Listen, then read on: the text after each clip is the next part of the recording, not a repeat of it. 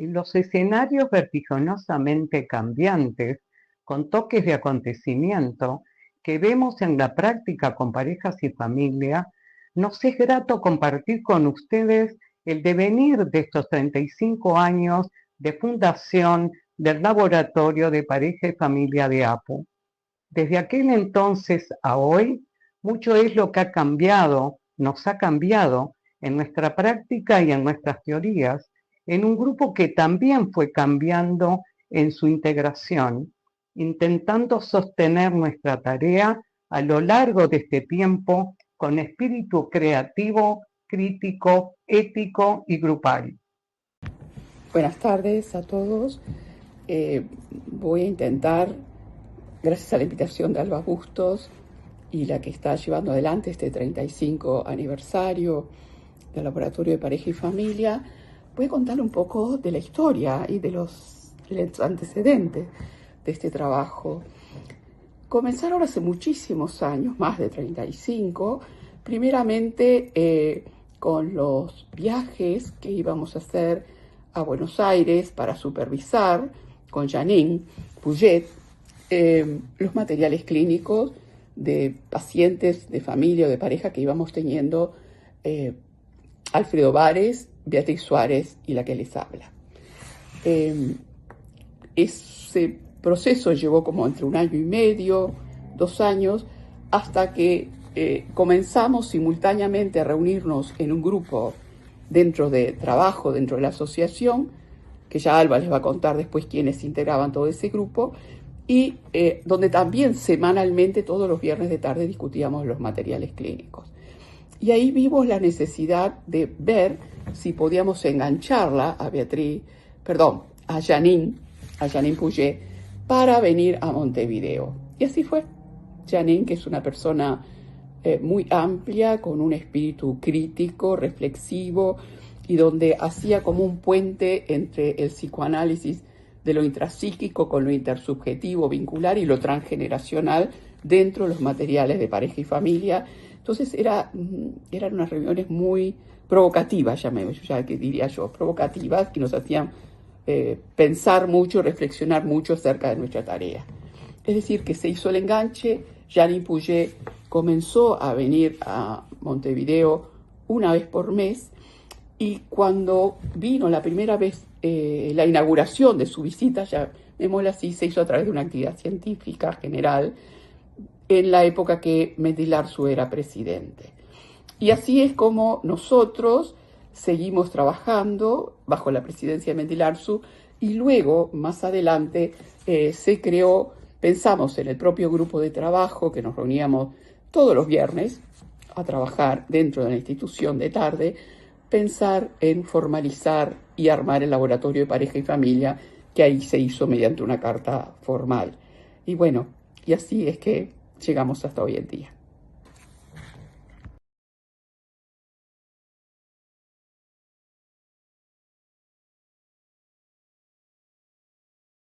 El 5 de mayo de 1990, la Comisión Directiva de APU aprobó la integración institucional como laboratorio de pareja y familia al grupo de estudio que, desde hacía 3 años, profundizaba en dichos campos de investigación. Como grupo de estudio primero y como laboratorio de pareja y familia después, se canalizaron las inquietudes comunes derivadas del trabajo con niños, psicóticos, adolescentes y pacientes psicosomáticos. Todos estos pacientes presentaban dificultades tales que nos llevaron a profundizar estudios clínicos y teóricos en las áreas específicas del laboratorio.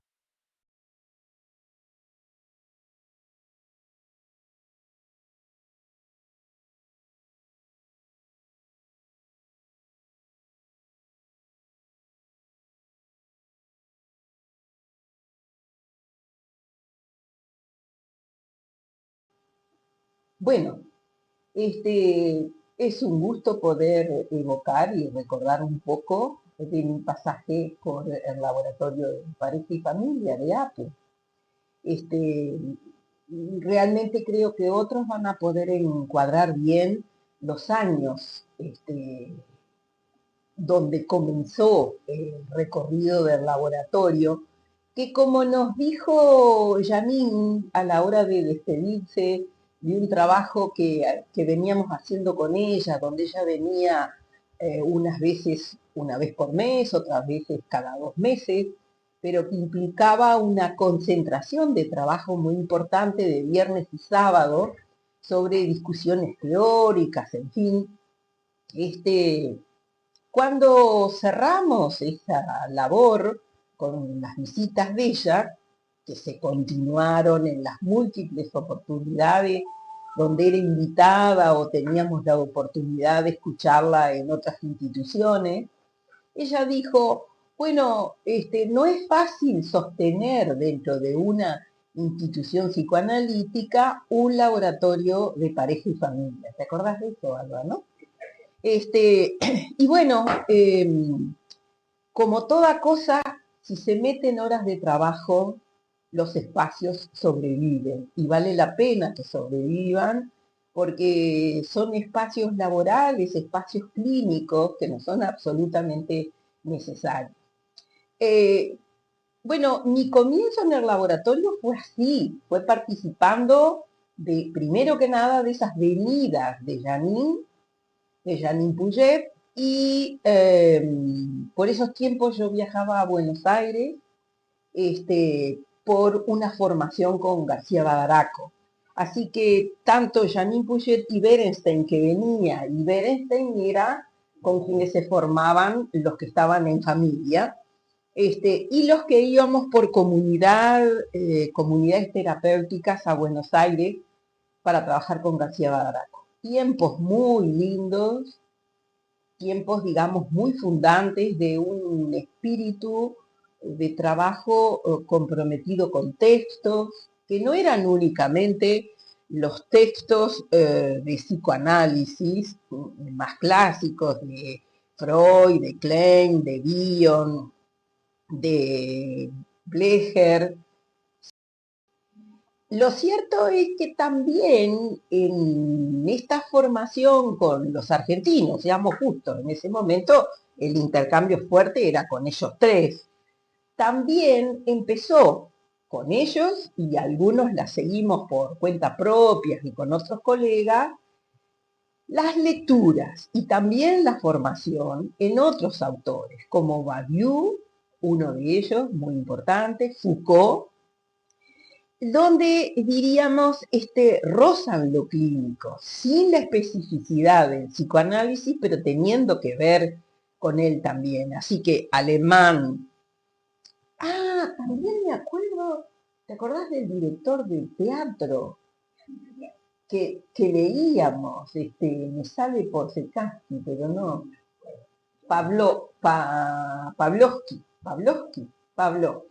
Otra situación, otro escenario donde era muy lindo ver cómo se pensaba, qué era lo que se observaba, dónde se jugaban, diríamos, el sufrimiento humano, el juego del poder, el interés por el poder, los vínculos, en fin, todas esas cosas que son de la estofa del hacer psicoanalítico vincular en la pareja y en la familia. Tiempos realmente muy lindos. Y después lo que vino fue cómo fortalecer un laboratorio de pareja y familia dentro de la institución y cómo hacer que nuevas generaciones se interesen en ese espacio y vengan a formarse, no porque allí hubiese un espíritu de cátedra, formarse por la lectura misma, formarse por plantear las situaciones que clínicamente nos sobrepasan y que entonces llaman a conversar con un colega.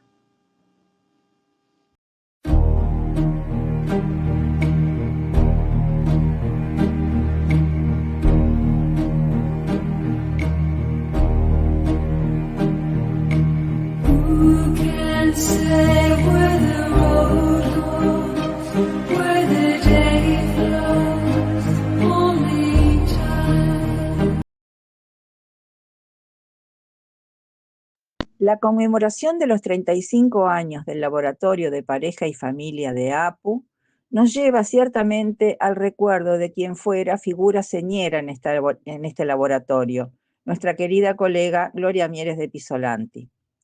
Gloria, para varios de nosotros, en ese entonces noveles analistas, fue una referente no solo por su larga trayectoria laboral, académica e institucional, sino por la dedicación, el trabajo de pensamiento teórico y la presencia infaltable en las reuniones quincenales que manteníamos tanto con Jeanine Pouget como con Isidoro Berenstein.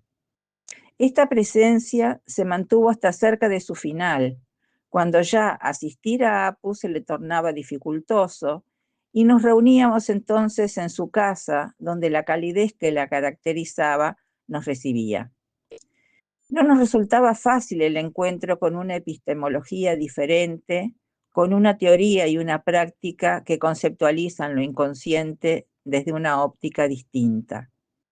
Gloria siempre mantenía la curiosidad y el deseo de aprender y hacer trabajar entre nosotros las nuevas ideas que estábamos conociendo.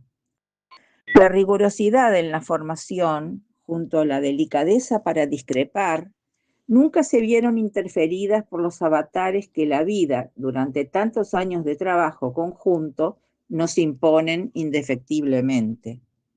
Siempre la acompañaba una sonrisa, un tono cariñoso que hacía que su sola presencia contribuyera a que se creara un ambiente grupal amable, que hacía que la concurrencia los viernes de tarde al laboratorio fuera un espacio placentero y ameno necesario para nuestra tarea.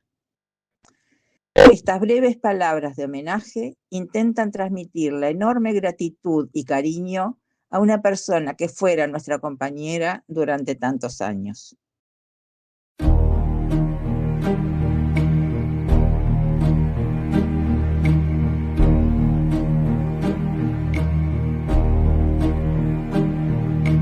Who can say where the road goes, where the day flows, only time? And who can say if your love grows as your heart shows, only time?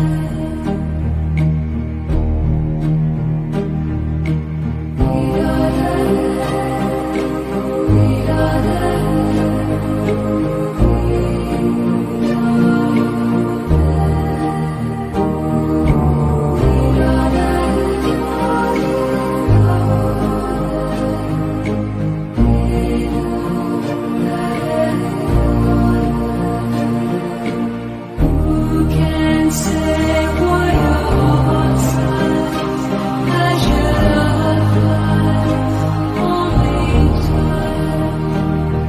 And who can say why your heart cries when your love flies, only time?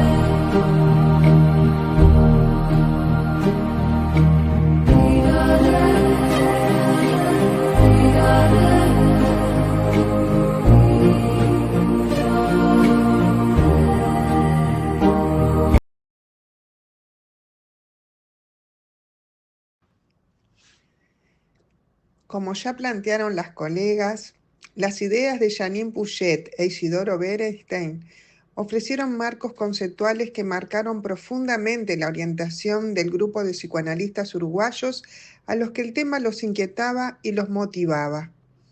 Sus aportes sobre los lazos intersubjetivos y la incidencia de la cultura en la constitución psíquica sirvieron de fundamento para el trabajo inicial. Con el paso del tiempo, nuevos colegas se integraron, renovando naturalmente la composición del grupo y aportando perspectivas diversas, lo que permitió sostener su vitalidad a lo largo de más de 3 décadas. El laboratorio ha cultivado un clima de entusiasmo, compañerismo y compromiso intelectual que ha favorecido la creación y el intercambio de ideas en un marco de respeto por la pluralidad de enfoques. Este espíritu ha sido clave para mantener un espacio en el que se conjugan la tradición recibida y la apertura a la innovación. En la actualidad, los cambios culturales y sociales de las últimas décadas nos interpelan directamente en la clínica. Las transformaciones en las configuraciones familiares, las nuevas modalidades de vínculo, las variaciones en torno a la identidad de género y las concepciones sobre la intimidad plantean desafíos que requieren una reflexión constante. En este sentido, el laboratorio reconoce la necesidad de incorporar nuevas contribuciones del psicoanálisis en diálogo con la contemporaneidad. La proyección hacia el futuro está orientada a mantener vivo este espacio de encuentro, siempre dispuesto a integrar pensamientos frescos y novedosos, con la convicción de que el psicoanálisis de pareja y familia seguirá ofreciendo aportes esenciales para comprender y acompañar las complejas realidades vinculares de nuestro tiempo.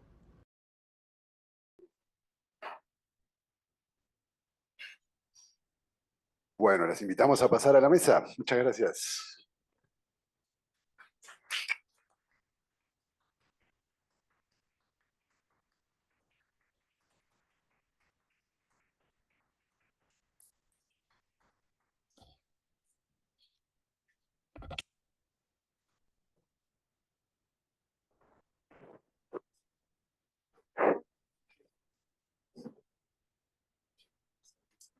Okay.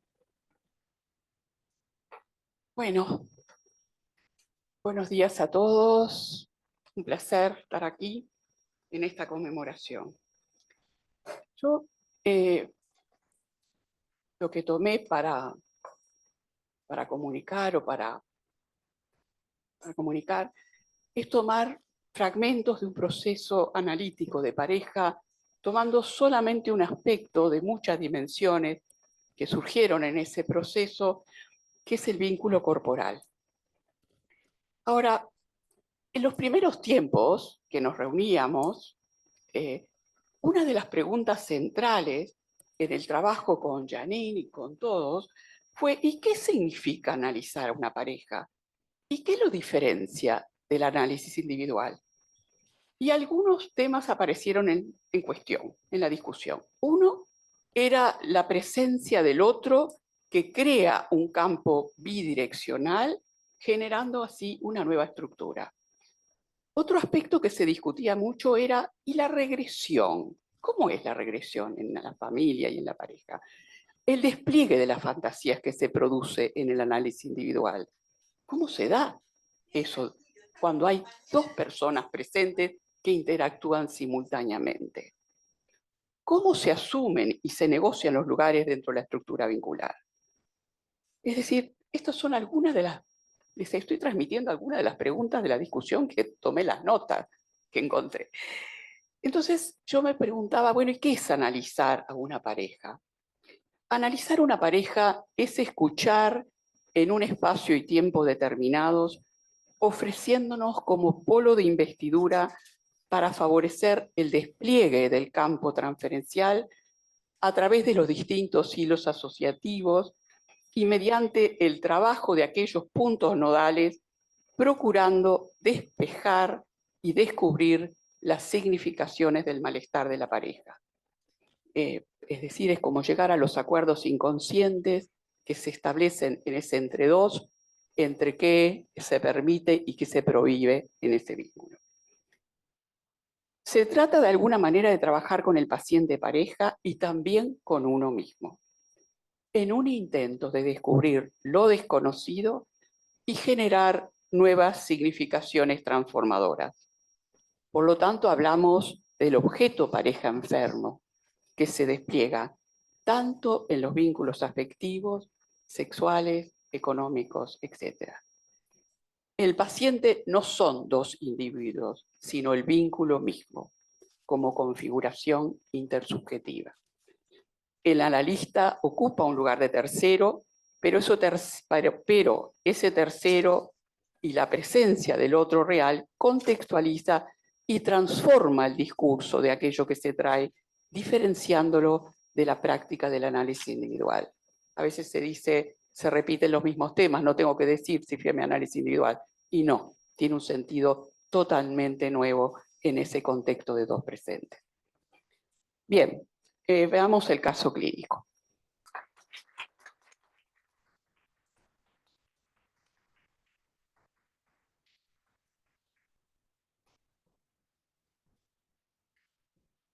Hola, ¿me oyen?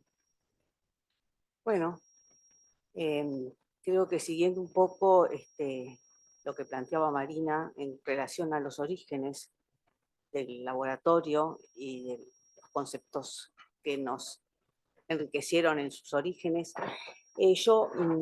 para este encuentro me voy a referir a dos nociones de Isidoro Berenstein y Janine Puget acerca de la clínica vincular. Al trabajo lo enuncié como el vínculo función subjetivante. Las dos nociones a las que me voy a referir son devenir otro como producto de un vínculo y efectos de presencia y efectos de ausencia.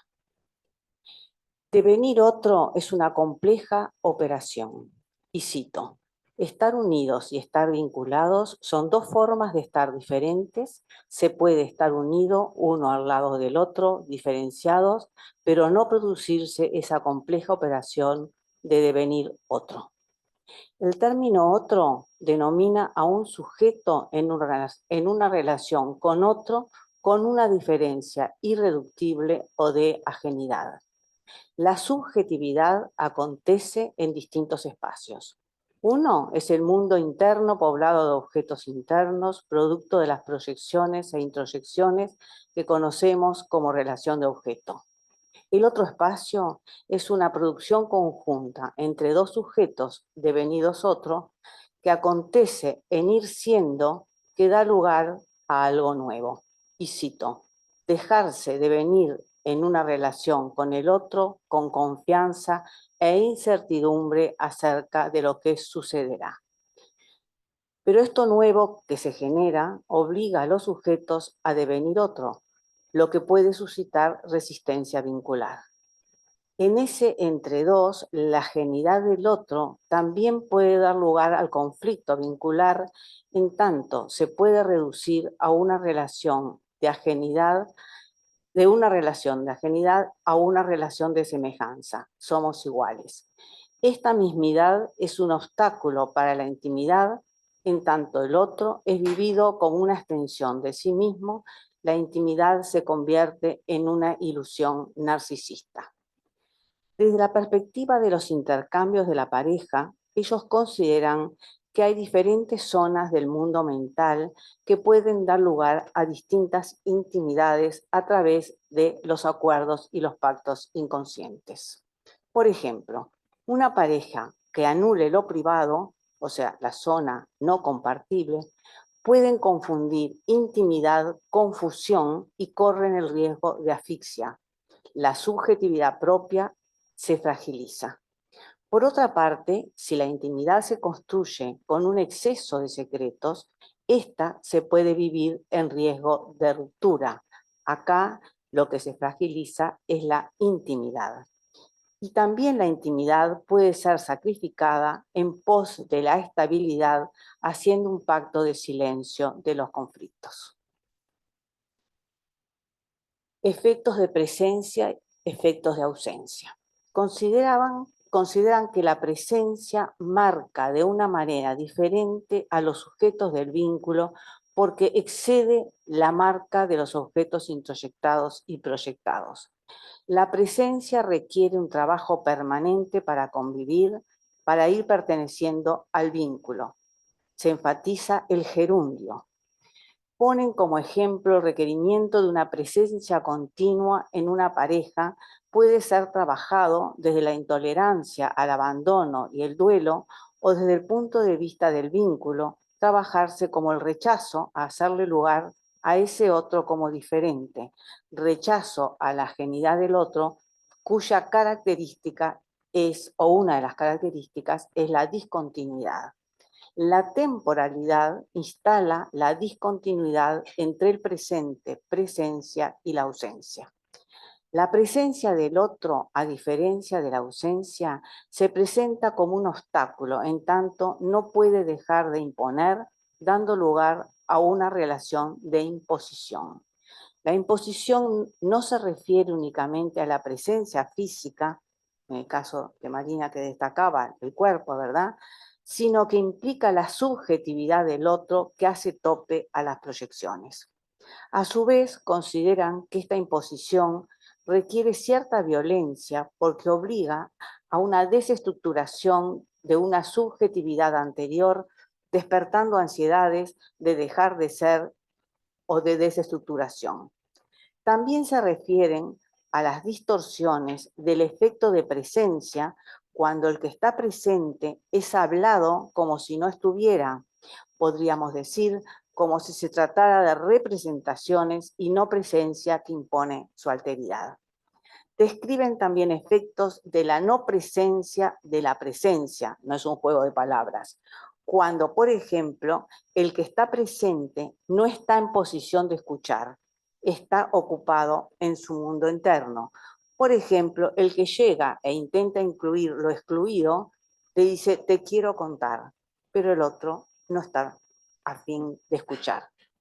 Por último, unas palabras sobre la transferencia desde la perspectiva vincular.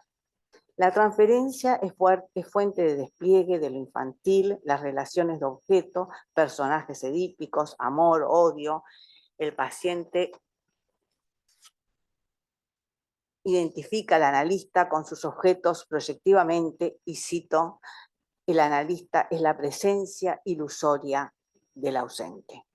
Por su parte, la transferencia como producción vincular, en tanto es un hecho nuevo, instituye marcas a diferencia de la repetición. El analista entonces ocupará el lugar de tercero excluido, incluido o de intruso. Es este lugar de intruso el que desarrollan en su concepción de la transferencia como interferencia ese encuentro con la ajenidad en el vínculo, interferencia producida por la presencia subjetiva del analista.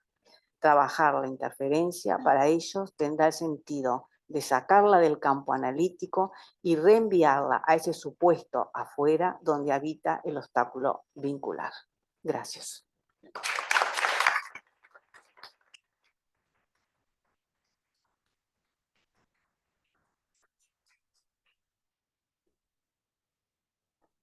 Bueno, la mesa toma un tema que es la intimidad de distintas miradas, ¿no? Bueno, yo voy a hablar de las prácticas psicoanalíticas con parejas, desafío e incertidumbres. En todas las épocas y momentos culturales discurren grandes temas y nuevas previsiones, así como diferentes organizaciones sociales. El psicoanálisis y sus prácticas no quedan fuera de estos movimientos. Tomaré algunas cuestiones de la clínica actual con parejas con una postura que nos advierte de la tendencia a recurrir a afirmaciones generalizadas que intentan dar respuestas a realidades que son nuevas para nosotros. Se producen cambios en la modalidad de organizaciones familiares, así como en la forma de constituir una pareja, sean estables, ocasionales, abiertas. Como consecuencia, se producen transformaciones en la intimidad y sexualidad inmersos en cuestiones de género. Por otro lado, la novedad científica, tecnológica de los procedimientos de reproducción y fertilización asistida, la intimidad y sexualidad de la pareja puede quedar medicalizada e intervenida, entre comillas, por agentes en el laboratorio y en las clínicas. Pierre Lanier, en 1992, transmite en aquel momento su inquietante extrañeza frente a estas técnicas desconocidas clínicamente para ella. Renunciar al deseo en el equivalente de una muerte psíquica, pero no puede aceptar los límites que encontrará en su realización y entonces puede concluir en un resultado equivalentemente catastrófico. Rudinesco recuerda a Freud en Malestar en la cultura. No creía que la civilización jamás podrá desatar sin perjuicio los lazos entre el deseo sexual y la procreación. Si bien no suscribo estas afirmaciones generalizadas y productos de esas épocas, sí son buenos ejemplos de los efectos que produce lo nuevo y desconocido. Considero que estos eventos, en tanto ruptura de lo anterior, adquieren sentido de acontecimiento. La posibilidad de venir padres y madres se puede producir por donación de óvulos, espermatozoides y vientres subrogados, modificando la filiación y la parentalidad. El hijo nacido por técnicas de reproducción es según Alcolombre, una categoría en proceso de construcción en el escenario de la clínica singular de la complejidad. El enigma de los orígenes no puede reducirse ni a la biología ni a las técnicas reproductivas con que las ciencias vienen operando, produciendo nuevos modos de engendramiento y nacimiento. El psicoanálisis deberá redefinir, a partir de núcleos de verdad que encierra, los paradigmas acerca de los modos de circulación deseante que instauran los enigmas nunca agotables, solo teorizables, que constituyen el campo del sujeto. Esto es de Silvia Bleichmann. Intimidad. La referencia a lo más interior de intimidad implica la complejidad de los términos adentro-afuera, interno-externo, junto a la inevitable mirada de los otros. ¿Cómo escapar de ella para proteger lo más reservado de uno? ¿Cómo la pensamos y ponemos en cuestión en estos tiempos hipermodernos en el sentido de Lipovetsky? ¿Cómo fuimos construyendo la intimidad en el seno de nuestras familias, padres, hermanos? ¿De qué modo vivimos nuestras experiencias con los otros, en contacto con nuestra cultura, nuestra época y comunidad? Frente a estas preguntas, creo que es la posibilidad de construir experiencias con los otros que propician hacer relatos y escrituras, marcas significativas de esa relación de proximidad y separación en los bordes de la experiencia erógena de intimidad. El neologismo teorizado por Lacan, extimidad, evidencia esta paradoja. Lo más próximo es a la vez más interior sin dejar de ser lo más exterior. La posibilidad de ser vistos desde donde miramos, lo íntimo del sujeto retorna al lugar de quedar afuera de la mirada del otro. Para clarificar, incluimos aquí la banda de Moebius, figura topológica de Lacan. Superficie abierta se pasa del aspecto exterior al aspecto interior de su único lado sin atravesar el borde. No hay un exterior y un interior. El cuerpo, sus marcas y el amor. Las distintas formas en que las marcas sobre el cuerpo se inscriben tienen una doble connotación. Por una parte, la pertenencia a un conjunto y por otro lado, una cualidad erótica. Lo simbólico también marca. Lacan lo formula en diferentes maneras al decir, a mi gusto poético, el cuerpo hace lecho del otro. El hace hecho del otro, por la operación significante, esto es de Colette Soler. La experiencia del cuerpo está mediada por el lenguaje. El significante cambia el organismo en un cuerpo sexuado, instaurando el lecho en relación al otro. Lacan retoma el mito de Aristófanes para explicar el momento libidinal del amor y creó la esfera dividida en dos partes. Cada una de ellas impulsa a buscar la mitad perdida. Ese encuentro es a la vez contingente y de descubrimiento, de amor, de fantasía e ilusión de completud. Desde otra óptica, Badiou plantea el amor como escenario de la diferencia. Considera que comienza por un acontecimiento que llamará encuentro, el cual se hace visible al mismo tiempo el contacto de los sexos y sus irreductibles diferencias. Construcción paradójica del dos pensado desde adentro del dos, que jerarquiza el amor como única prueba real que hay en definitiva un vínculo entre los sexos. Tiene una doble transmisión, la posibilidad de la humanidad, pero también de su dificultad. Nuestra práctica interpelada. Las problemáticas que surgen en las prácticas con parejas nos interpelan y complejizan nuestra escucha y cierta comprensión psicoanalítica. En mi experiencia, son frecuentes consultas por infidelidad, dificultades en la sexualidad, acompañados por sufrimiento, agresividad y frustración. Puede haber ausencia o un exceso, entre comillas, de encuentros sexuales manifestado por un integrante de la pareja, donde la significación del erotismo, la sensualidad y el encuentro sexual dependerá de las alianzas inconscientes puestas en juego en el vínculo. En otras situaciones clínicas, la pareja, de mutuo acuerdo, no tienen relaciones sexuales.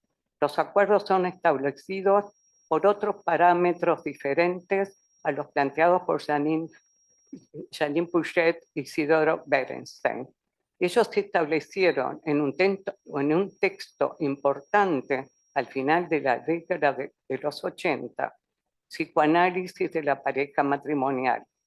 Y ahí plantean 4 parámetros definitorios: cotidianidad, proyecto vital compartido, relaciones sexuales y tendencia monogámica.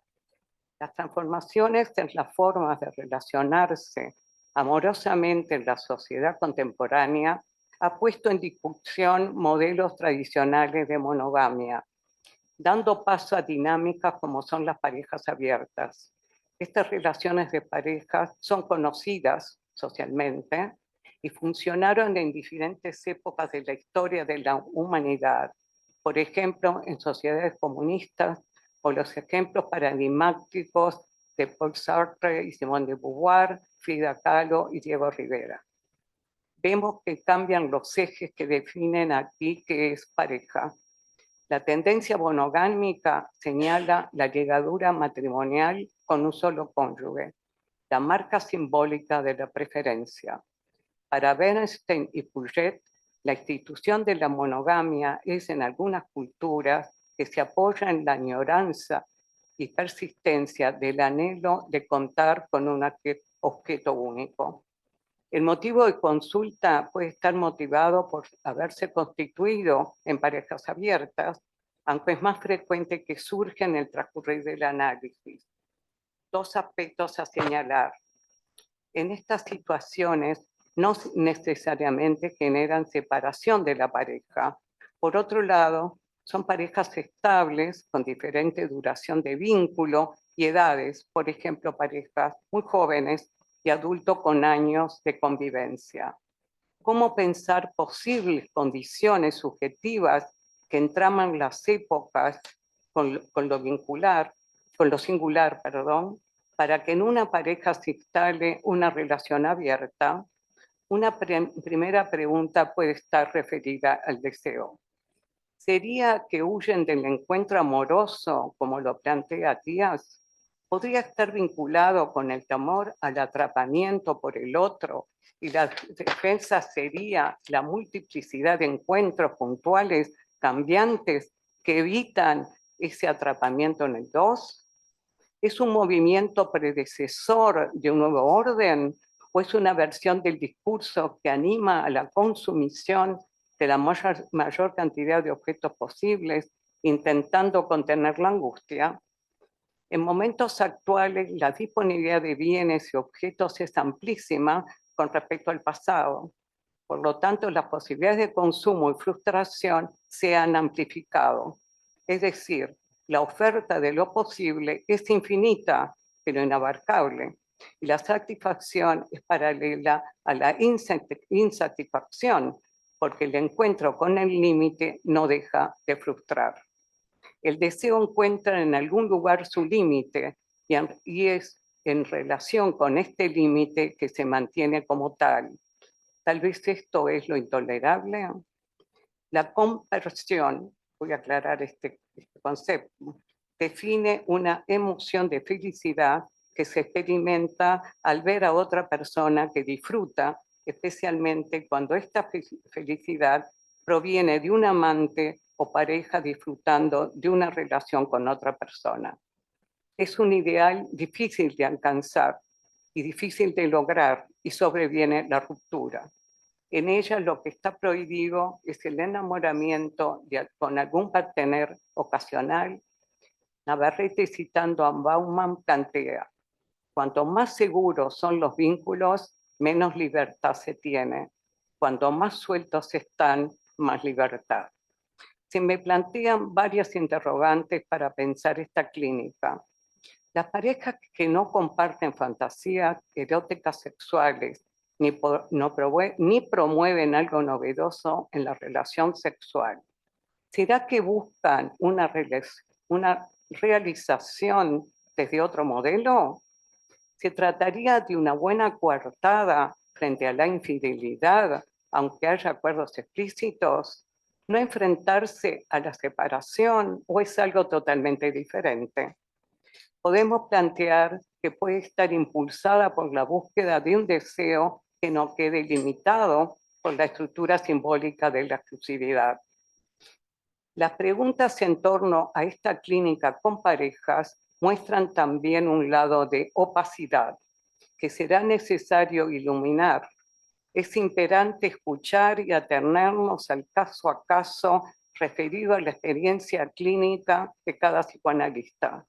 Constituye un reto sostener preguntas que quedan abiertas y favorecer así la construcción singular de la experiencia. En la permeabilidad del análisis es fundamental frente a estos cambios que inauguran desafíos teóricos y clínicos. Para finalizar, los hechos nuevos promueven incertidumbre y a la vez la necesidad de tramitar los efectos disruptivos del acontecimiento, la novedad y la superposición de contextos diferentes de constitución subjetiva. Pienso que el desconocimiento, la falta de nuevas hipótesis psicoanalíticas frente a estas presentaciones clínicas pueden sostener prejuicios que obturan nuestra escucha. La transferencia y lo inconsciente son fundamentales en el pensamiento, en el posicionamiento como psicoanalistas. Nos inquieta, es cierto, pero al mismo tiempo posibilita un pensamiento reflexivo y creativo en torno a estas temporalidades superpuestas, varios presentes, como dijo Janine Puget en 2020. Muchas gracias.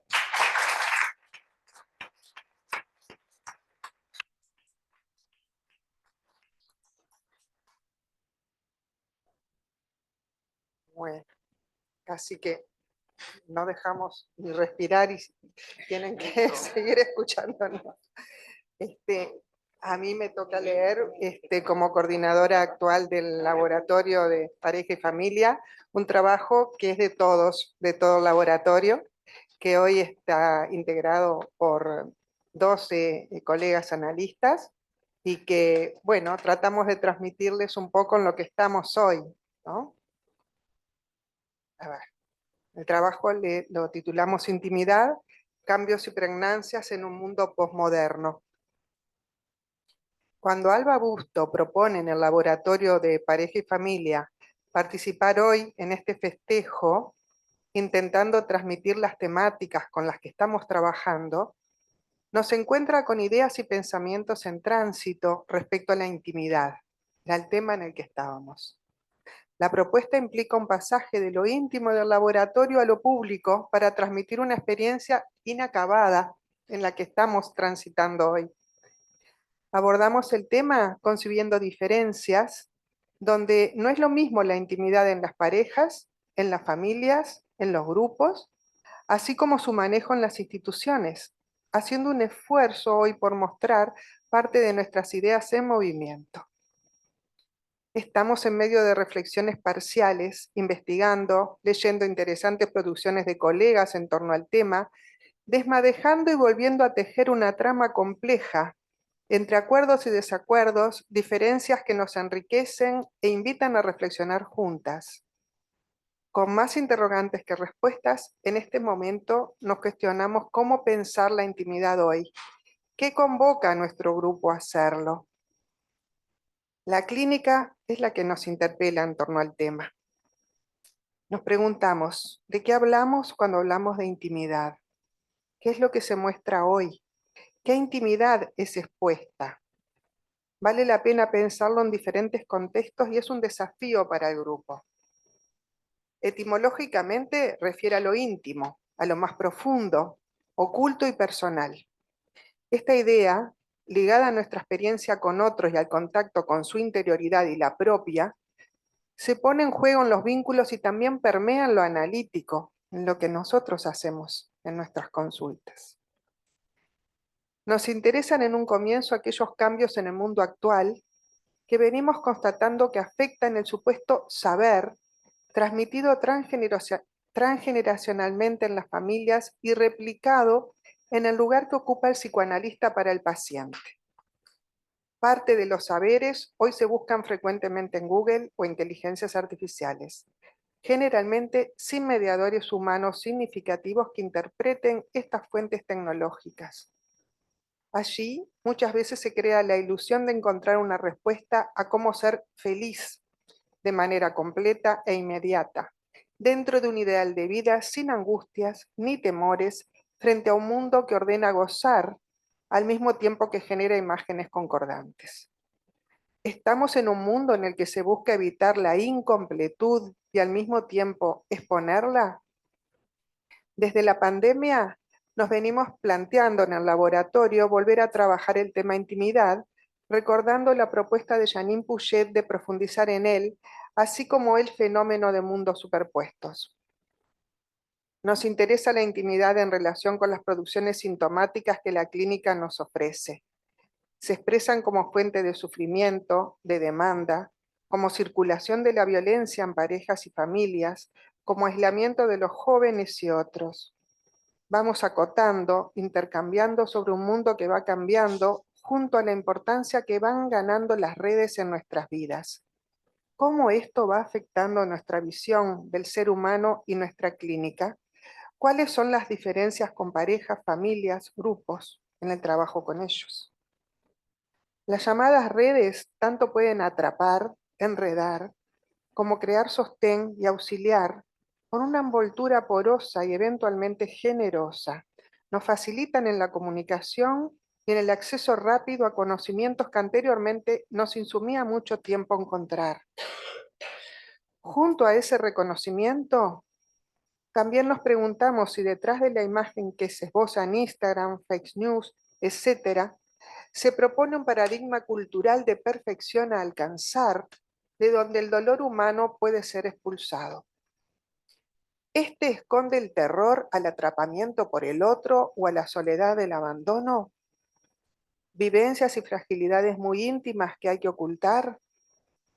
Cuestionar los mitos fundacionales, los pactos inconscientes que sostienen los vínculos, expone al dolor posible de la pérdida y concomitantemente es resistido ese nivel de intimidad clínico.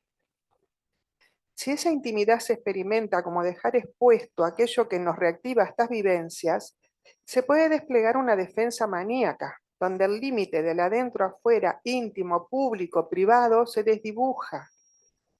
Se figura entonces como un nada que ocultar, desmintiendo de aquello tan propio, impropio, que no se quiere contactar. En la liviandad de lo expuesto, ¿qué de lo íntimo se muestra? ¿Qué es lo que se denomina íntimo hoy? En los orígenes. Marcelo Viñar, en el 2018, sugiere que, y cito, la intimidad se construye lenta y penosamente a partir de aquel asedio y dominio total que, al nacer, la prematuridad nos impuso en los comienzos.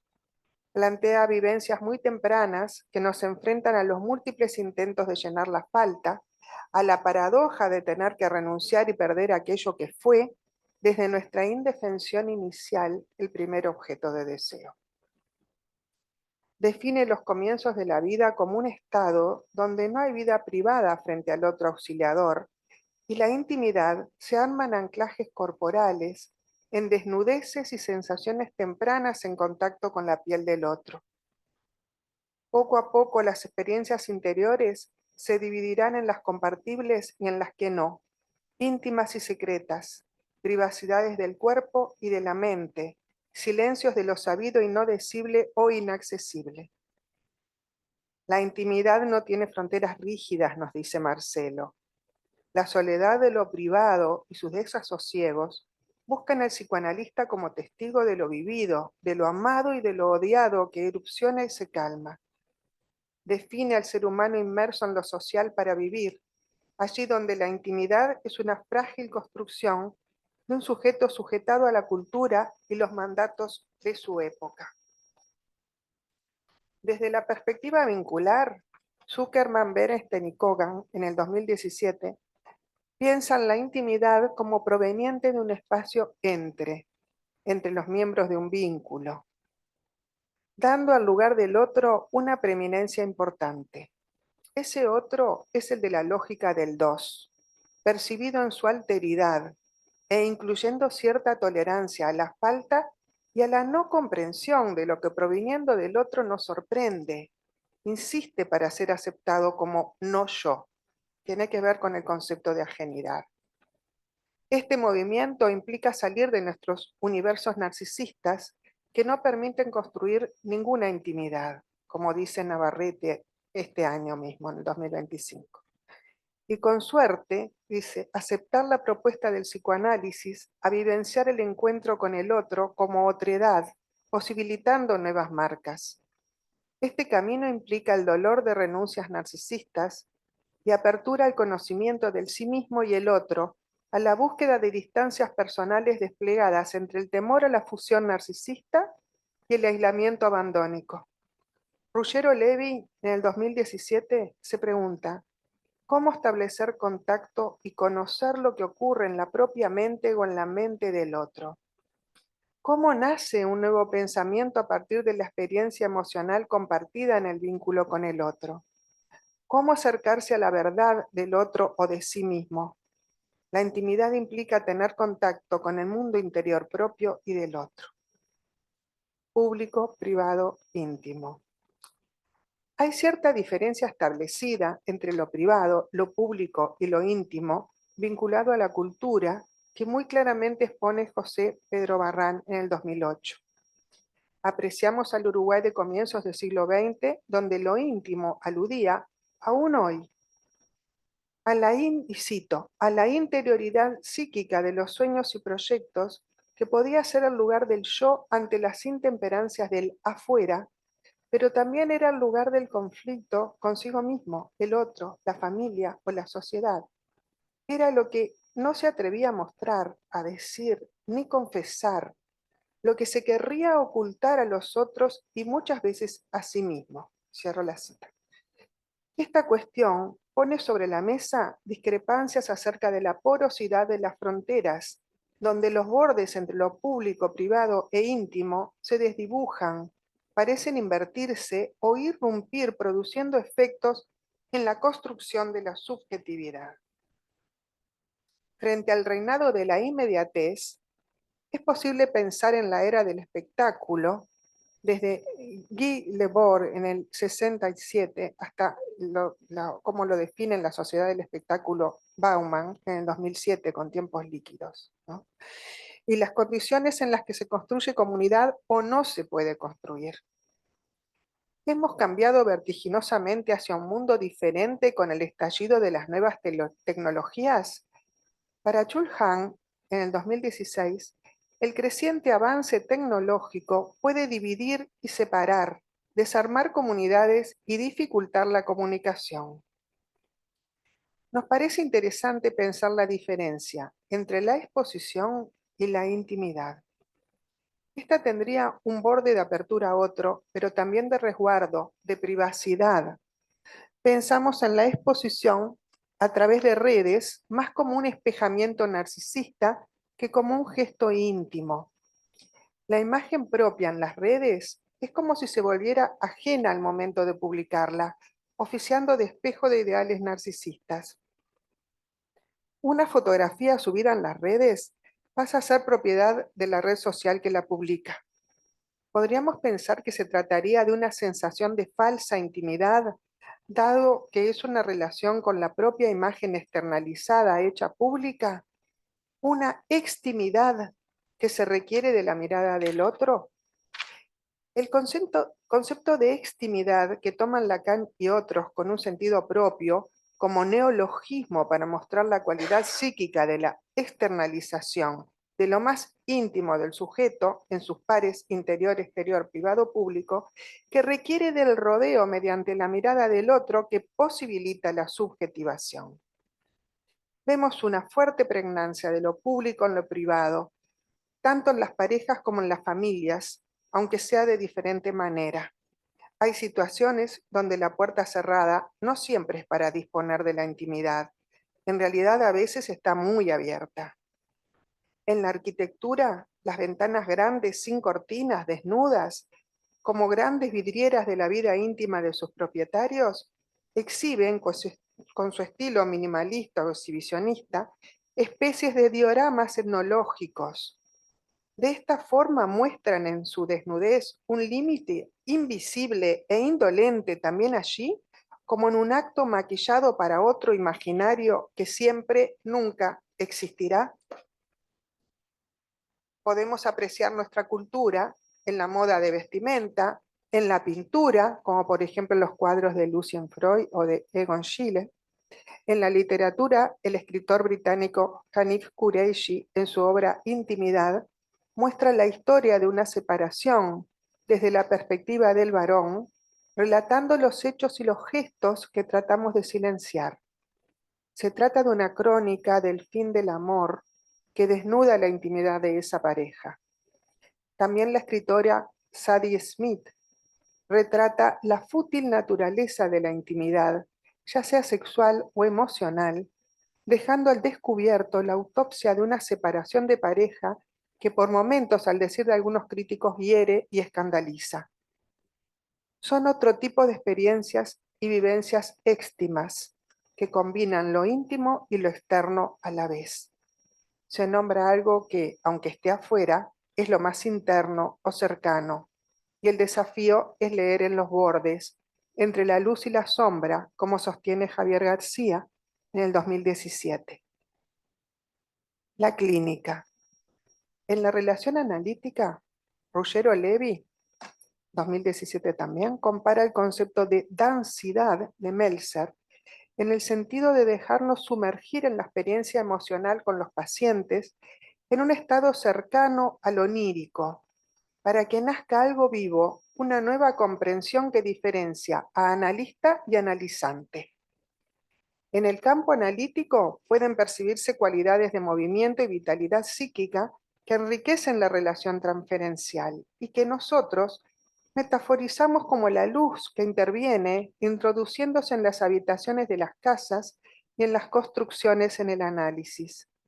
Nos evoca el concepto de dispositivo de Foucault que toma Deleuze, donde las líneas de luz, a la vez que iluminan, crean siempre nuevas líneas de visibilidad entre luces y oscuridades.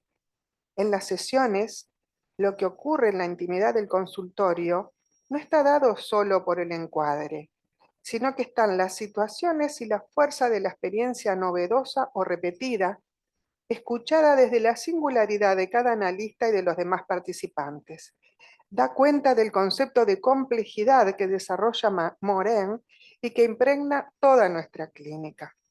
Terceridades que se expresan develando diversas maneras de volver a lo íntimo de nuestra praxis singular e intransmisible. Una pareja o una familia pueden mostrarnos fotos de la casa, de ellos. En otros casos, y antes de la existencia de los celulares, todo esto es, y aún hoy es, dicho con palabras. A veces asistimos a rupturas invasivas al otro al entrar al Instagram y Facebook para mostrarnos fotos íntimas que los hijos o parejas dirigen a otros.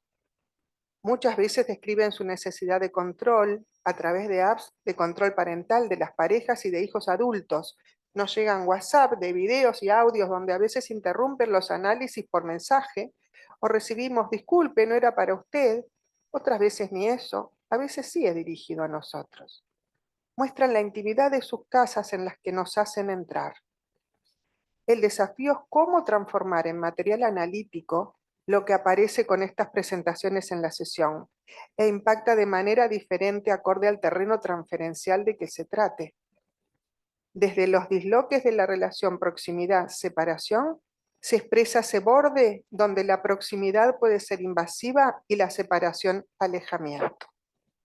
Finalmente, las funciones parentales marcan el cuerpo, derraman mensajes hablados, pensados y no pensados sobre un bebé que llega en su ajenidad a un mundo con historia y en permanente transformación. Nos preguntamos sobre la difícil tarea de proteger este lento proceso en un mundo acelerado y repleto de excesos. ¿Cómo encontrar y reencontrar ese tiempo sin tiempo de lo íntimo? Ese lugar de refugio donde la verdad de lo propio sostiene el sentimiento de ser. Cada época arroja sus malestares y sus añoranzas de una vuelta a lo que no se puede volver.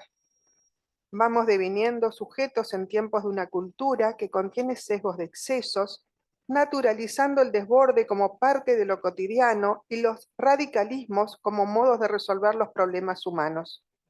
Más que aferrarnos a lo que perdimos, el desafío que nos convoca es el de pensar los sufrimientos, tanto en lo individual como de las parejas, familias, grupos e instituciones.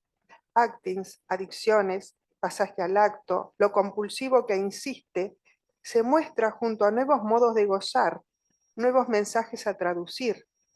Poder sostener en la posición analítica la pregunta por la singularidad, por lo que para cada sujeto significan esos nuevos excesos, es posible que nos proteja de caer en generalizaciones, riesgo de replicar lo mismo que intentamos denunciar. Cómo rescatar lo propio en un mundo que por momentos impone el arrasamiento de lo singular, de lo humanizante y desubjetivante. Muchas gracias.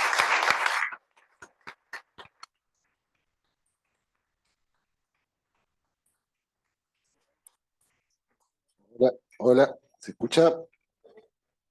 Bueno, le agradecemos estos 4 trabajos.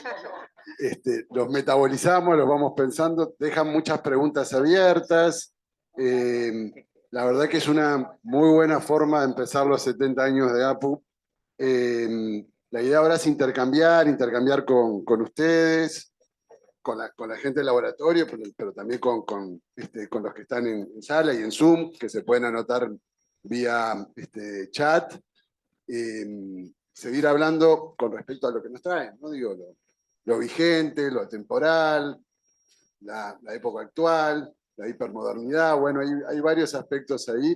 El material que también generosamente nos transmite Marina, ¿no? Que es un material bien interesante. O sea, que vayan levantando la mano y les vamos dando tiempo. Tenemos media hora para intercambiar. ¿Ah?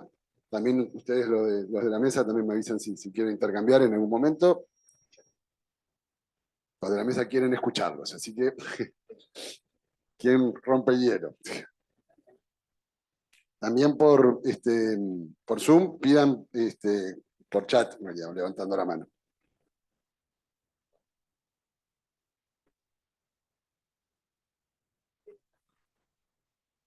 ¿Sí? ¿Alguien levantó la mano? ¿Me saca Griselda?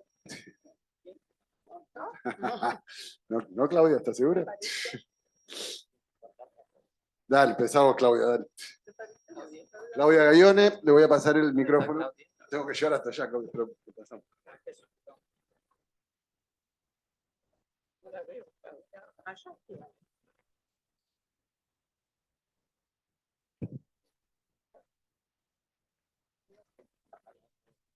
Hola, hola, ¿sí? ¿Se escucha?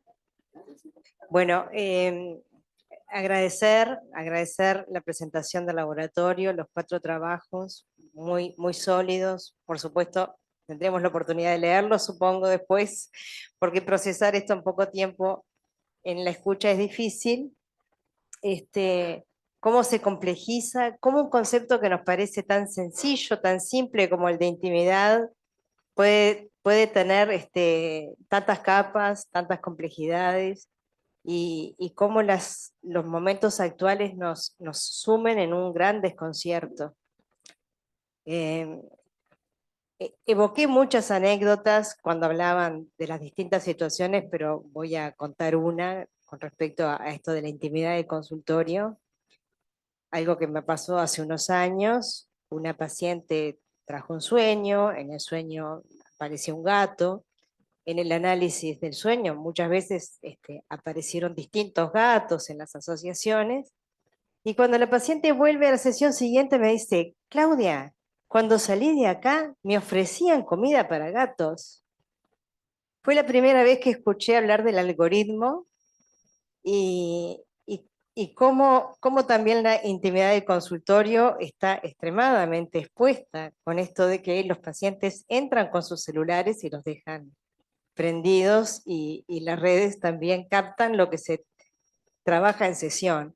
Entonces, creo que estamos en un momento que nos tiene muy desconcertados, esto de la intimidad, que no, aparentemente no es un valor. A mí siempre cuando hablamos de estas cosas, pienso en 1984, en ese personaje que luchaba desesperadamente por tener un rinconcito de su casa donde no fuera invadido su intimidad, y, y no lo podía hacer porque vivía en un régimen totalitario.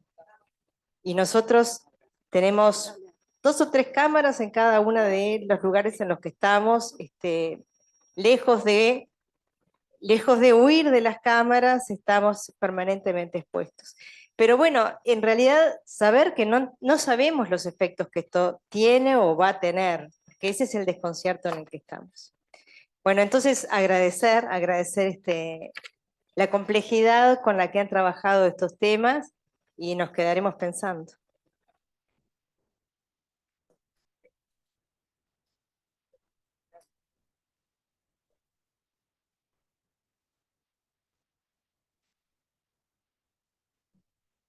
Fedora, acá adelante, ¿te animás a pasarlo, Claudia? No lo apagues, no lo apagues.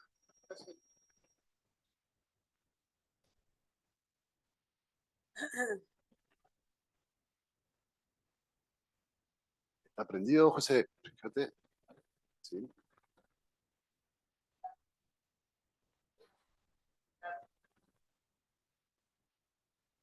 Acerca más, acerca más.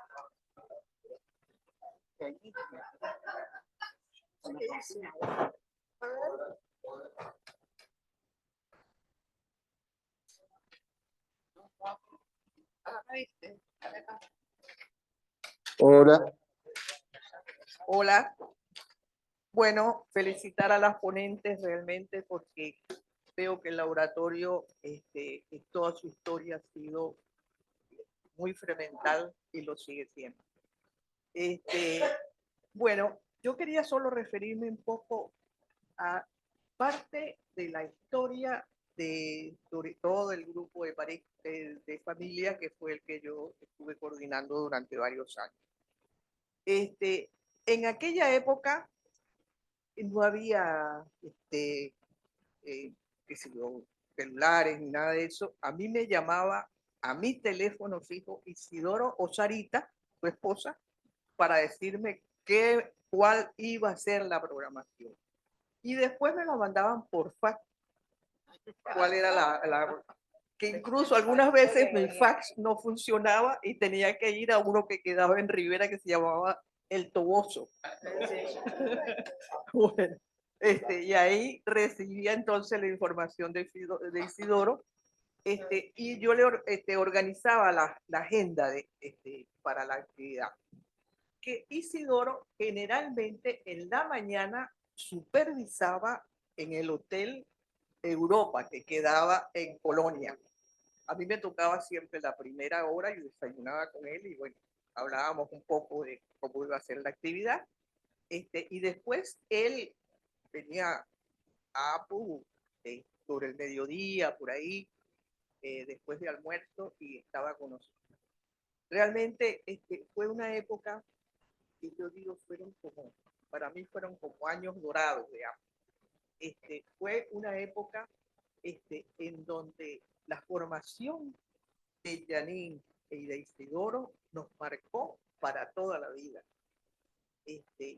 Yo no siento nostalgia de eso, lo llevo dentro de mí, y estoy muy contenta por haber formado parte de este laboratorio. Con Isidoro, realmente, a pesar de que ellos eran como dos personalidades muy diferentes, ¿sí? Muy diferentes. Janine era como más pasional, Isidoro era más tranquilo. Bueno, pero fueron personas a las cuales creo que tenemos que estar eternamente agradecidos porque nos dieron una formación en pareja y familia muy, muy sólida. Bueno, gracias. Yo en este momento no estoy trabajando en ese aspecto, estoy trabajando en otras áreas, estoy trabajando en migraciones y en derechos humanos, grupo de derechos humanos que trabajamos mucho con trata y con las migraciones trabajo con grupos de venezolanos, cubanos y de africanos, que hay muchísimos. El año pasado, a comienzos de año, habían 8.000 africanos, ahora hay más. Bueno, muchísimas gracias. Gracias, Fedora. Gracias, Fedora. Y le damos la palabra por Zoom a Emma Ponce de León. Desmuteate, Emma. Bueno, quería decir primero que celebro junto con el laboratorio su creación y la continuidad que han tenido en el tiempo dentro de APU, y también la importancia de la presencia, ¿no? De la perspectiva vincular en la institución, y bueno, felicitarlos porque indudablemente son 35 años de trabajo y de productividad incansable. Como algunos saben, otros no, por eso, bueno, lo menciono, mi formación en pareja fue en uno de los dos grupos que se formaron a partir del, más o menos creo del 88, con la venida mensual de Isidoro y su grupo a Montevideo, venían un fin de semana mensual, y eso finalmente derivó en la creación de AUPCB. Así que bueno, en total sintonía con el laboratorio, yo creo que fue una época muy fermental dentro y fuera de APU, y coincido con Fedora que esta formación nos marcó en nuestra escucha clínica en general, no tanto de niños como de adultos.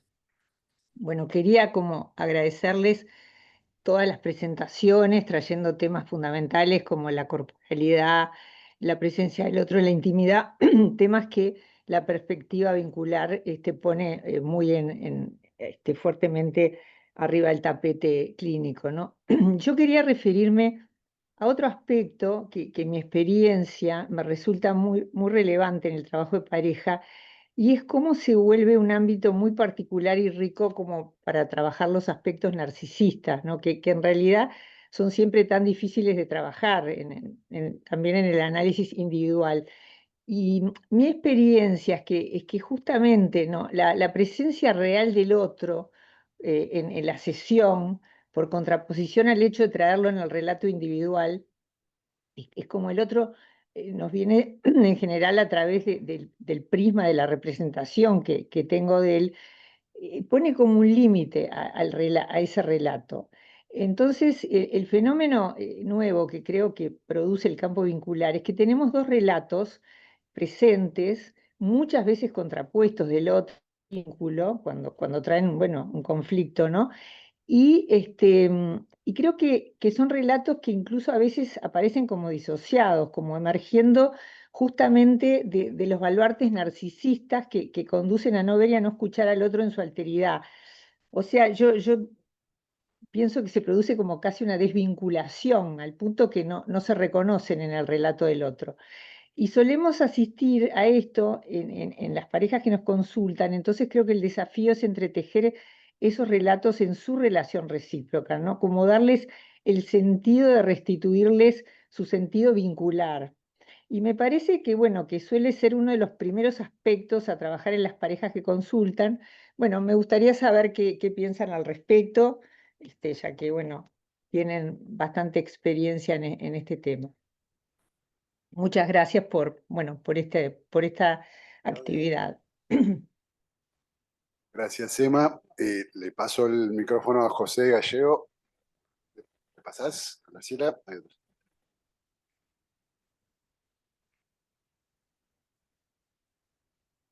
Bueno, esta reunión científica era necesaria, y desde la presentación tengo que agradecerle, digamos, porque es una invitación, ¿no? La mesa está decorada, digamos, con mantel, flores, habla de una invitación. El- Hoy se conmemora 35 años, ¿no? Yo creo que se habla de una historia, el video lo mostraron, habla también de un presente, de una tradición reflexiva, que nos invita justamente a pensar lo singular, más acá, más allá de lo singular, lo interpersonal, lo transgeneracional, leyéndolo desde la complejidad, como se dijo. Y un trabajo que tiene una continuidad histórica que le hace muy bien a la institución. Más allá de que puede haber momentos más o menos fermentales, yo creo que el laboratorio de pareja y familia hoy es un legado que forma parte del patrimonio de la institución. O sea que, desde mi lugar, muchas gracias y felicitaciones. Gracias, José. Beatriz de León, te damos la palabra por Zoom. Desmuteate, Beatriz, y te escuchamos. Bueno, no sé si se me escucha. Perfectamente, se te escucha, Beatriz. No, volviendo a esto de la tradición y de los orígenes, creo que todas las presentaciones trajeron el aspecto, lo que enriquece el vínculo con el otro y las dificultades que esto trae también, tanto en relación a la pareja, la familia. Pero voy a retomar lo de Gallego y también lo de Fedora en relación a la tradición, cómo, dónde siento que empezó todo esto. Y creo que la importancia de la terapia de grupo en los orígenes de la APU, creo que fue muy importante. Ya estaba buscando, justo con Ricardo, estuvimos viendo un compendio de un congreso en el año 70 de terapias de grupo, que se daban tanto a nivel de grupos de terapia como en la Facultad de Medicina, que era un momento, bueno, que estaba Marcelo, Pla, Blecher. Entonces, me parece que hay un espíritu, bueno, después estuvo la sociedad vincular, que hubo el espíritu de una época que fue muy rica. Algunos de nosotros empezamos, bueno, eso ahí se ve un poco la historia de cada uno, empezamos también nuestra primera experiencia de psicoanálisis en una terapia de grupo, donde, claro, en realidad eh, es una pena que eso no continúe, por lo menos hasta donde yo sé, porque trae un enorme enriquecimiento personal en lo que tiene que ver la comprensión de la propia intimidad y, bueno, y la de los otros. Bueno, este es un recuerdo también para Ida Fernández, que fue, entre otras, pero en ese congreso presentaron muchos analistas que fueron fundadores de la APU. Entonces, creo que esto es una semilla que de alguna manera está presente en la reflexión actual. Y quería, pero que está más desafiada también, todo el tema de la intimidad. Creo que hay un desafío en relación a la confidencialidad también, que algunos han mencionado. Entonces, ¿cómo mantener esa reflexión manteniendo el resguardo de la confidencialidad? creo que se puede hacer. Bueno, quería traer esto histórico de los orígenes, bastante atrás, pero de alguna manera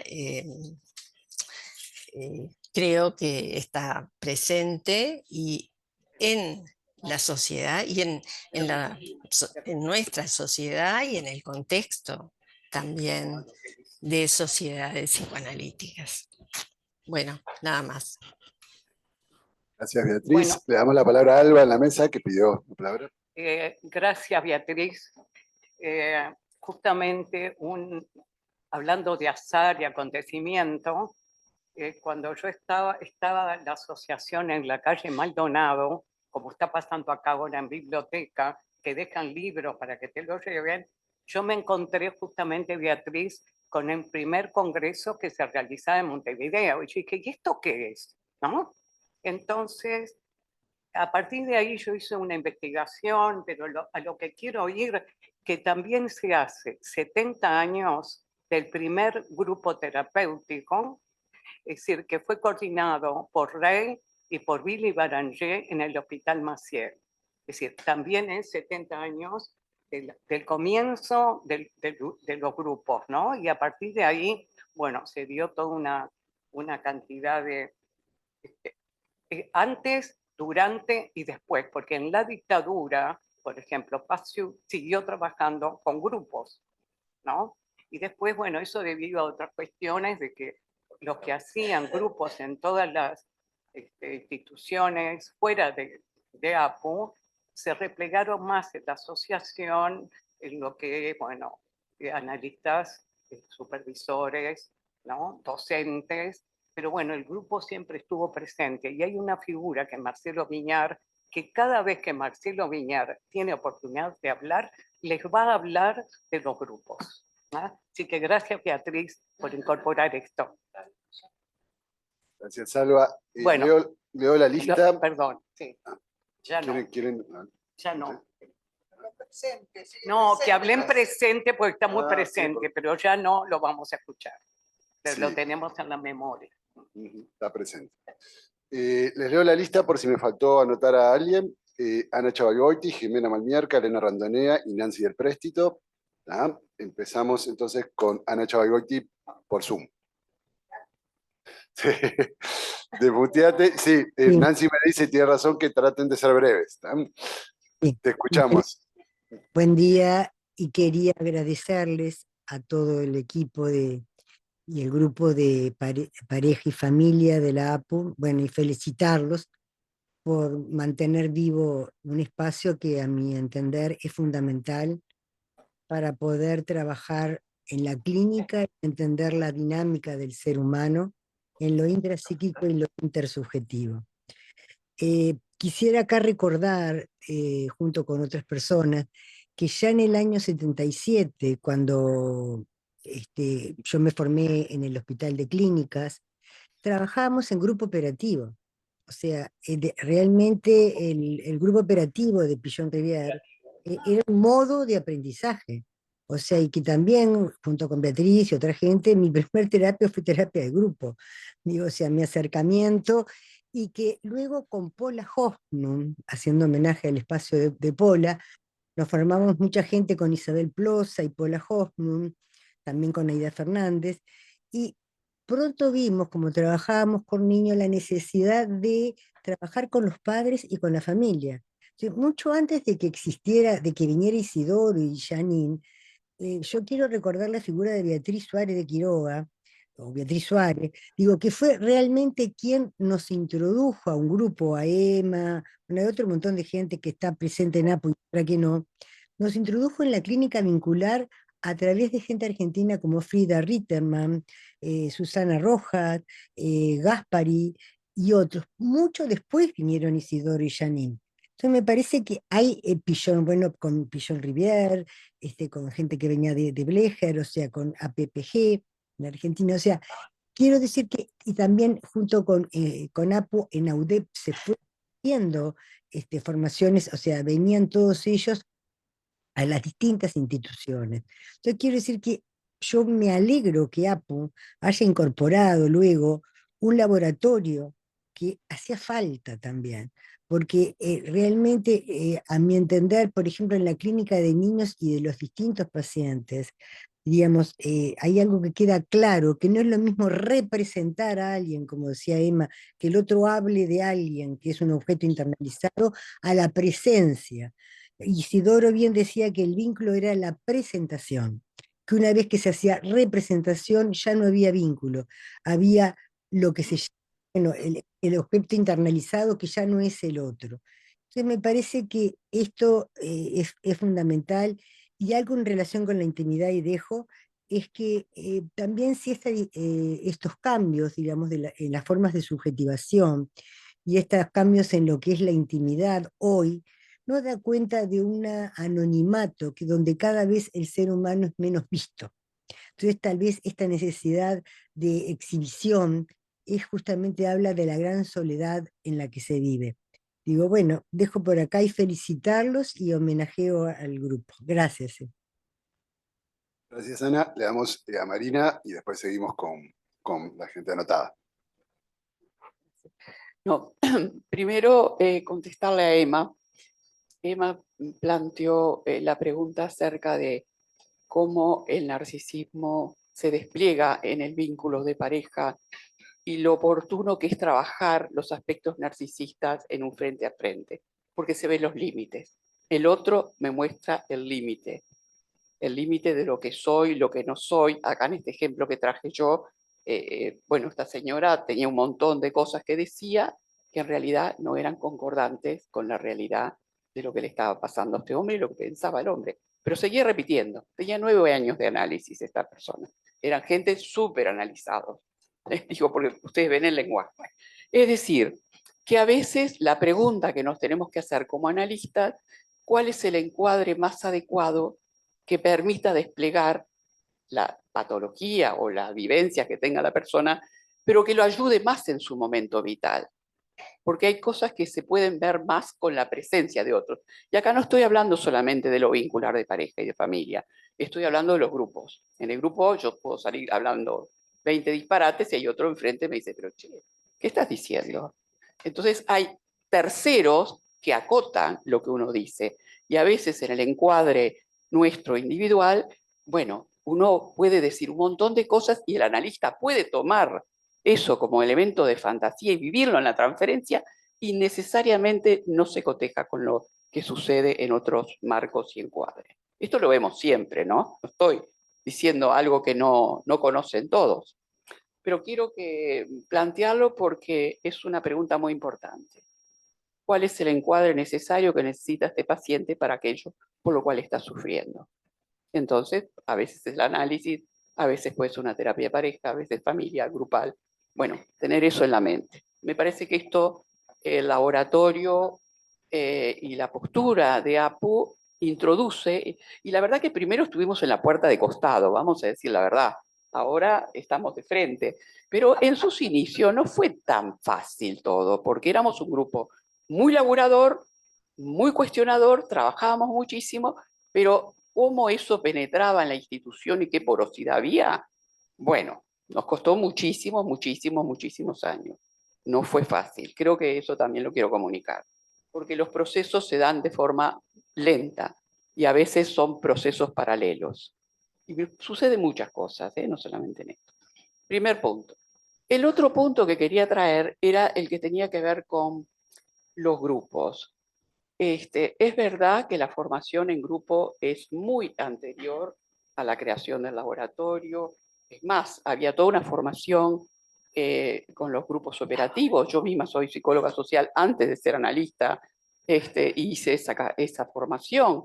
O sea que vengo desde una formación grupal, y eso se hizo en muchos medios externos, en muchos lugares, y también dentro de la Facultad de Medicina, unos años atrás, en la época de Carlevaro, había todo el plan de trabajo con los estudiantes de medicina en grupo. Trabajamos muchísimos años, muchos analistas, dentro de el grupo Valentes era un grupo especial. Ese era con los estudiantes de medicina el trabajo grupal. Ahí estaba Marcelo, había toda la institución de acá, estaba trabajando allá, vamos a entendernos. Es decir, que hay una fuerte impronta que viene, como trajo Beatriz del pasado, que está también en esos congresos. ¿Y qué hacemos con eso? ¿Las dejamos de costado? Seguimos mirando de costado, digo, porque Alba trabajó, armó trabajo, recopiló historia, no sé, Alba, te digo, hizo un largo proceso, como hoy, que también al llegar acá. Y bueno, ¿qué se hace con eso? ¿Dónde queda todo eso? ¿Queda fuera de la institución? Porque era algo que estaba en nuestros orígenes, estaba acá adentro. Son preguntas que me hago a propósito de las intervenciones. Me gustaría escuchar los que están anotados para hablar. Jimena Malmierca, ¿tenés el micrófono? Sí, acá estoy. Bueno, acompaño la celebración, integro hace varios años el laboratorio y me resultó un espacio muy fermental, viniendo de la clínica de niños y adolescentes. En realidad fue de ahí que necesité,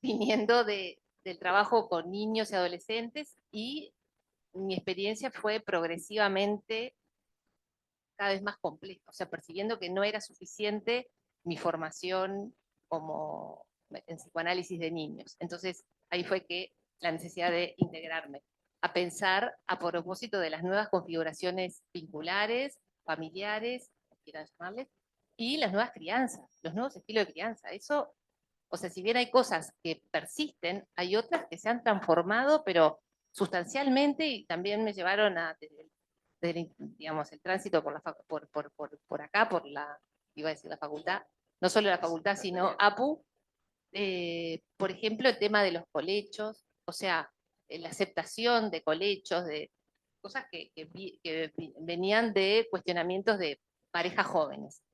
Digo todo esto porque me interesó, entre otras cosas, Marina, esto que trajiste de la pareja con una relación sexual ausente. Esto, dijiste, que era uno de los síntomas de la pareja que tú presentaste. Hace poco, en una actividad de FEPAL, una joven, también una colega de COFAP, planteaba lo mismo, sorprendida de cómo parejas muy jóvenes, de 8 meses de casados, por ejemplo, decían que estaban agotados y que ya prácticamente les costaba, o sea, como que había una vida sexual o de gratificación mutua ausente. Entonces digo esto a propósito de pensar los excesos, el impacto de todas estas estos nuevos dispositivos y culturales y la saturación del campo de la intimidad, y cuánto de esto obtura la pausa, el vacío necesario para que surja, en fin, lo subjetivo, lo creativo, en fin, algo de esto. Ideas centrales. Bueno, a ver. Bueno, sí. Sí, queda una acotación. Nos queda también Elena y Nancy para intervenir. Les pedimos brevedad para... Sí. A mí me encantaría escuchar a todos los que tienen algo para compartir. Porque nos quedan unos minutos nada más, o sea que Es brevísimo en esto de rememorar, tocaba a mí. probablemente... Sí, perdón. No, Elena que está en el Zoom, acaba de decir Elena, eso. Sí, Elenita, recordar que en el Pedro Vizca estaban los grupos de niños que se armaban con Loza, Gloria, Mercedes, en el servicio de psiquiatría infantil de Prego.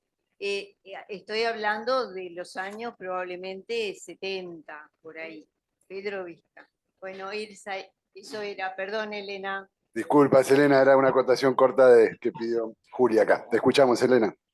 Bueno, en primer lugar, yo quería felicitar a Alba en particular y a toda la mesa en general por el trabajo realizado para esta presentación, el deseo fuerte de Alba de conmemorar, de traer a la memoria, de darle una vida al laboratorio.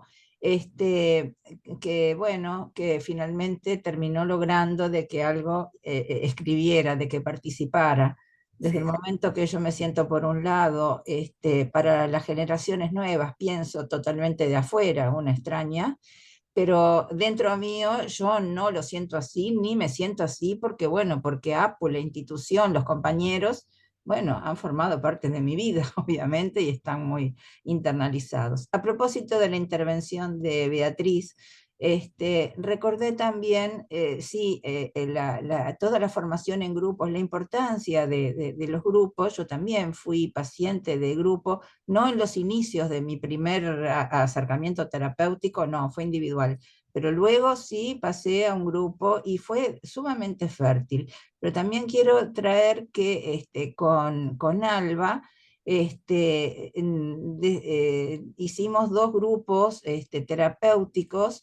En realidad uno era un grupo como de sostén a los que ayudan, digamos, pero con efectos terapéuticos, que lo hicimos en el Hospital Vilar de Bo durante 4 años, creo que fue más o menos, que fue una experiencia muy rica. Lo mismo que en el Hospital de Clínicas tuvimos un grupo terapéutico también durante varios años, donde también trabajamos muy a gusto, y yo creo que con logros también obtenidos, con momentos muy significativos que realmente todavía tengo en mi memoria, ¿no? De sesiones de una riqueza impresionante. Bueno, entonces quería señalar eso, que el trabajo grupal se ha tratado de hacer, porque desde los pedidos, los llamados a la APU por los tratamientos de bajo costo y eso, las dos nos habíamos ofrecido como para poder formar un grupo, y nunca hubo un interés así que, digo, gente suficiente anotada como para poder constituir un grupo. Entonces, bueno, ¿qué pasó con todo eso? Yo no lo sé, no sabemos. Pero bueno, se dio. Y eso, felicitar entonces a la mesa todos los trabajos y nada más. Gracias, Elena. Cerramos la lista de oradores, pues ya estamos pasados. Nancy y Natalia, y después le damos la palabra a la mesa. ¿Te parece? Nancy, te escuchamos. No, corto. A ver, ¿se escucha? ¿Sí? Bueno, no. Lo primero, me parece que es fundamental. Me gustó enormemente el formato con el que presentaron la historia del laboratorio, de sus comienzos y la actualidad en la que están. Ahí pensé que siempre estuvieron como en un filo entre, parece como lo legal, lo legitimado y lo no legitimado por la asociación.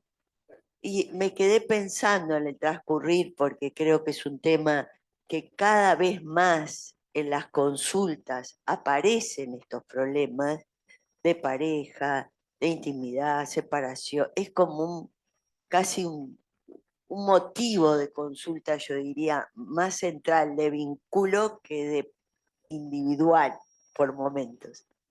Entonces, no, lo que quería plantear es como una inquietud, porque acá en la APU todo es lento, es como la intendencia, ¿no? Podemos demorar el trámite mucho. Pero, ¿por qué nunca se pudo poner en la formación, como un seminario de formación? Ahora está. Estamos dando un seminario con Griselda, es un seminario curricular. Perdón, yo di uno también, hace años. Silvia dio antes con Ana de Pero Barbieri. con el nombre Curricular. Exactamente. Bueno, perdón, entonces se ve que lo desmentí, pero me parece que de todas maneras esta presentación me parece que marca un punto distinto. Me parece que motiva. Yo hace ya muchos años, no sé si ya estoy para entrar en un laboratorio de pareja o para salir no sé, pero bueno, los felicito a todos, me pareció bárbaro. Yo a Marina hasta estaba pensando en los 3 niveles, porque nunca se había hecho, capaz que se hizo, ver los cambios en los procesos de terapia de pareja. Bueno, se me fueron ocurriendo cosas y los quería felicitar y me pareció muy motivante, la verdad. Gracias. Pero darle más legitimidad, que no quede como que lo esencial es el análisis, cuando en el análisis individual a veces el problema es que al no estar el otro presente, el paciente puede decir o no decir Lo que quiera. muchas cosas. Gracias, Nancy. Pasará Natalia atrás y pasamos a la mesa. Y vamos cerrando. Hace años. Hola, disculpen que ya es sobre el final, pero nada, no quería dejar de agradecerles me gustó mucho las presentaciones y creo que los textos son muy valiosos. Me gusta también que tengan este lado a contrapelo o que haya dado tanto trabajo en algún modo integrar, porque me parece que pone sobre el tapete cosas que quizás son más incómodas o siempre están como en los bordes del psicoanálisis, y eso convoca mucho. Entonces justo voy a ese punto y voy a tomar algo del texto de Alba que me resultó particularmente interesante en lo que ella cuestiona o pone allí en relación a la pareja, la fidelidad, la monogamia, y me parecía que era un tema valioso para seguir trabajando, e incluso las formas poliamorosas. Y yo sé que siempre decimos, y ya forma parte como del cliché, esto siempre pasó, es muy antiguo y demás. Lo mismo pasaba con las cuestiones de género o de otras formas de la sexualidad, pero en realidad hay formas contemporáneas que nos están desafiando y que una vez caído cierto peso simbólico de la institución pareja o de la institución matrimonio, ponen en mayor evidencia la multiplicidad del deseo y del erotismo, ¿no? Entonces, la cuestión allí de la fidelidad o la monogamia quedan muy interrogadas. Me parece que es un tema para seguir. Alba nombró algo que me gustaría que repitiera porque se me perdió en relación al poder alegrarse o erotizarse ante, ¿cómo era? La realización sexual del partener con otro, ¿no? Algo así. Comprensión fue la Sí, palabra como que parte usé. del acuerdo de la pareja abierta, exacto. Me parece que es interesante para seguir. Y felicitaciones. Gracias, Natalia. Le damos la palabra a la mesa y cerramos. Bueno, yo solamente quiero agradecerles a ustedes por estar acá y y que le pudimos dar una pequeña participación. Pedimos disculpas, pero bueno, queríamos hacer una mesa con muchas propuestas diferentes. A punto de partida de lo que surgió, les cuento que en un momento se trató de cambiar el nombre al Laboratorio de Pareja Familia y llamarlo Laboratorio de Pareja Familia y Grupos, ¿no? Por algo surgió acá lo de grupos, ¿eh? Y por otro lado, lo que dijo Zuli, que es cierto, que todos lo escuchábamos, las que estábamos en ese momento, que Janine nos dijo, bueno, como advirtiéndonos, pero también apoyándonos, diciendo que era muy difícil sostener un laboratorio de pareja y familia en una institución psicoanalítica. Y bueno, sí, fue un largo camino en eso que planteó Marina y que tomaron varios, y que no es fácil, porque a veces lo que se plantea sí es una aplicación, ¿no? Y ahí plantean ciertos bordes, bueno, que había que poder discutirlos desde otro lado. Bueno, muchas gracias.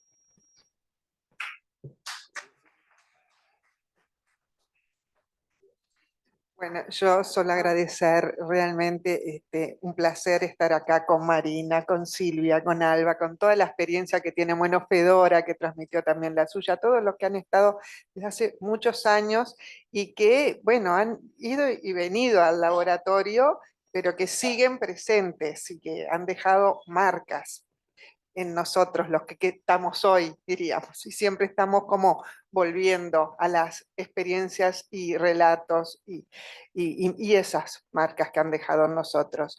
Es verdad que el psicoanálisis de pareja y familia no solamente acá tiene como ciertas dificultades como para poder ser aceptado como psicoanálisis.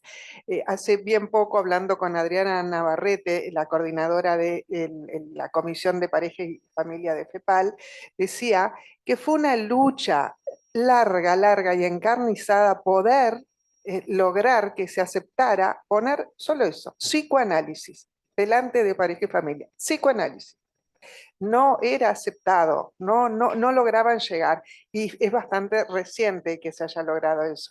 Y bueno, será para seguir investigando. por qué es lo resistido, ¿no? Pero bueno, agradecerles mucho a todos, bueno, especialmente acá, a ellas, que nos han dado tanto y nos siguen dando. Hola. Bueno, primero que nada, yo creo que está lo institucional y lo personal, ¿verdad? O sea, una cosa es cómo el psicoanálisis de pareja y familia entra en la institución y cómo entra en cada uno de nosotros analistas. Silvia, acércate más el micrófono que me dice que ¿No se yo? escucha. ¿No soy yo? Funcional esto. Preciso 2. Siempre preciso 2. Debe ser por mi mellizez, que siempre preciso 2.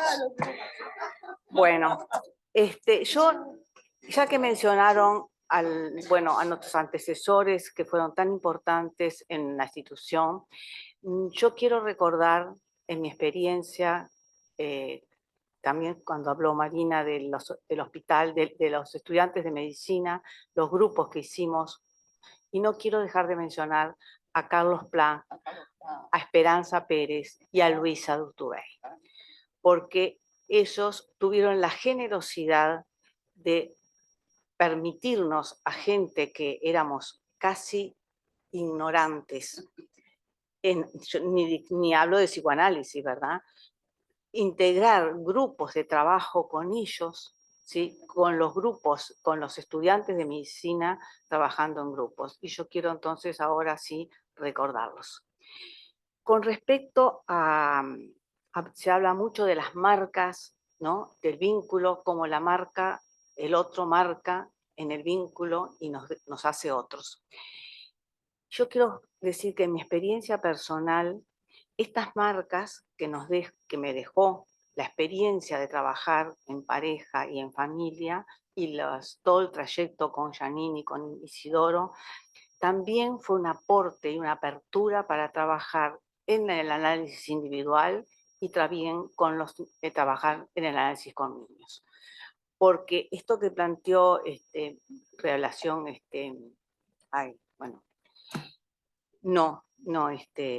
Emma, es decir, la distinción entre la identificación proyectiva, perdonen que yo insista con este concepto, que es narcisista en última instancia, y la presencia del otro, digamos, tenemos que tenerla presente, no solo cuando el otro está presente, sino cuando el otro no está presente también.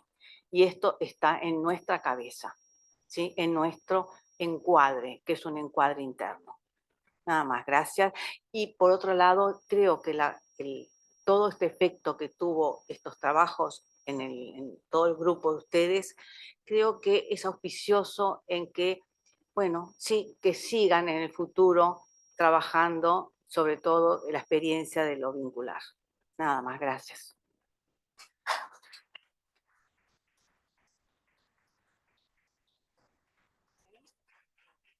Bueno, yo creo que ya me expresé hace un poquito, fui bastante clara, pero creo que lo único que diría es los desafíos que tenemos por delante. Porque, digamos, todo lo demás se ha dicho ahora, las marcas que vienen de antes. Quiero mencionar a Pla y a Esperanza, la verdad que fueron una marca importante para mis marcas, llamémosle así. Y creo que el punto es cuáles son los desafíos que en este momento tenemos nosotros como personas, como decía Silvia, en los grupos que participamos institucionalmente. ¿Qué futuro queremos tener como psicoanalistas? No cabe duda que lo vincular es muy importante. Cómo, de qué manera hacerlo, ejercerlo, eso va a depender de cada uno. Pero hay que formarse. Y para formarse, en ese sentido, Janine y Isidoro fueron muy metódicos, porque yo tuve otras formaciones antes grupales, pero no eran tan metódicas, ni el grupo era tan metódico. Cosa que acá sí hay grupos metódicos y hay formas de aprender que son un poco más ordenadas, que dan otro producto en la formación interna, y eso es re importante.